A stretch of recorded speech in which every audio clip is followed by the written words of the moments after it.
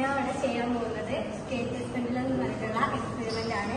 അപ്പോൾ ഇതിന്റെ എയിം എന്ന് പറയുന്നത് ആക്സിലറേഷൻ ഡ്യൂ ടു ഗ്രാവിറ്റി കാണാനാണ്. അപ്പോൾ ഇതിന്റെ അപ്പാരറ്റസ് ഒന്ന് സ്റ്റേറ്റസ് പെൻഡുലം, പിന്നെ മീറ്റർ സ്കെയില്, പിന്നെ സ്റ്റോപ്പ് വാച്ച്, പിന്നെ ഇതിന്റെ സെന്റർ ഓഫ് മാസ് ബാലൻസ് ചെയ്യാനുള്ള നെറ്റ്. ഇനി ഇതിന്റെ ലെങ്ത് എങ്ങനെ എടുക്കേണ്ടതെന്ന് പറഞ്ഞുതരാം. ഇവിടുന്ന് ഇവിടെ വരെ 5 സെന്റിമീറ്റർ ആണ് എടുക്കേണ്ടത്. പിന്നെ ഇതും തമ്മിലുള്ള ഡിസ്റ്റൻസ് 1 സെന്റിമീറ്റർ ആണ്. അതുപോലെ തന്നെ ഈ ഭാഗത്തും ഇവിടുന്ന് ഇവിടെ വരെ 5 സെന്റിമീറ്റർ, ഇതിന്റെ ഇടയിലുള്ള ഡിസ്റ്റൻസ് 1 സെന്റിമീറ്റർ. അപ്പോൾ ഇതിന്റെ ലെങ്ത് ഒക്കെ സെറ്റ് ചെയ്തിട്ടുണ്ട്. ഇനി ഇതിന്റെ സെന്റർ ഓഫ് മാസ് കാണാൻ അപ്പോൾ ഇങ്ങനെ വെക്കുമ്പോൾ ഒരു 5 സെക്കൻഡെങ്കിലും ഇതിങ്ങനെ നിൽക്കണം. അപ്പോൾ ഇവിടെയാണ് ഇതിന്റെ സെന്റർ ഓഫ് മാസ്. ഇതിന്റെ അളവെടുക്കല് ഇവിടെ ഈ സാധനം ഈ അളവിന്റെ ഇങ്ങോട്ട് കൊണ്ടുവന്നിട്ട് ഇവിടെ കഴിക്കാം. അപ്പോൾ ഇതിന്റെ അളവ് ഇനി സ്കെയിൽ ഉപയോഗിച്ചിട്ട് ഇവിടുന്ന് ഇവിടേക്കുള്ള അളവാണ് L1 എന്ന് പറയുന്നത്. അത് അളവെടുക്കാം.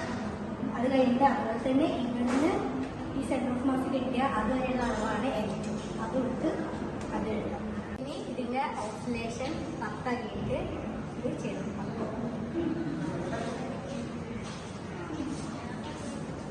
ടൈം സ്റ്റാർട്ട് ചെയ്യാം.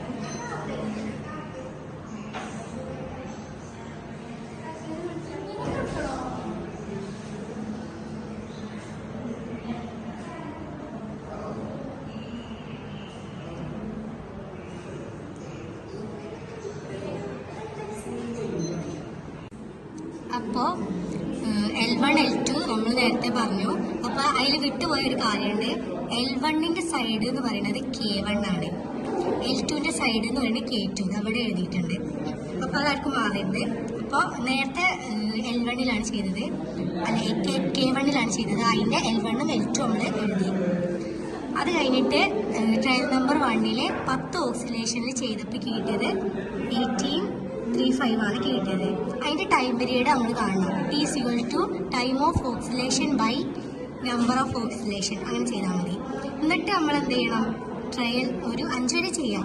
അപ്പോൾ ഓക്സിലേഷൻ്റെ നമ്പർ മാറ്റി കൊടുക്കുക. 15, 20, 25, 30 അങ്ങനെയൊക്കെ മാറ്റിയിട്ട് അതിൻ്റെ ടൈം ഓഫ് ഓക്സിലേഷനും ടൈം പീരീഡൊക്കെ എഴുതിയിട്ട് അതിൻ്റെ മൊത്തത്തിലുള്ള മീനുകളെ കാണണം. അതാണ് T1 എന്ന് പറയുന്നത്. ഇനി K2 ആണ് നമുക്ക് പറയാനുള്ളത്. K2 എന്ന് പറയുന്നത് അതിലൊരൊറ്റ വ്യത്യാസമേ ഉള്ളൂ. ആ K2 പെൻഡുലം തിരിച്ചിട്ടിട്ടാണ് ചെയ്യേണ്ടത്. അപ്പോൾ ഈ എന്താ പറയുക, ഓക്സിലേഷനും അതിൻ്റെ ടൈം ഓഫ് ഓക്സിലേഷൻ കാര്യങ്ങളൊക്കെ നേരത്തെ K1 പറഞ്ഞ പോലെ തന്നെ ചെയ്താൽ മതി. അത് തിരിച്ചിട്ടിട്ട് വേണം ഓക്സിലേഷൻ എടുക്കാൻ. അപ്പോൾ ഇതാണ് ആക്സിലറേഷൻ ഡ്യൂ ടു ഗ്രാവിറ്റി കാണാനുള്ള ഇക്വേഷൻ.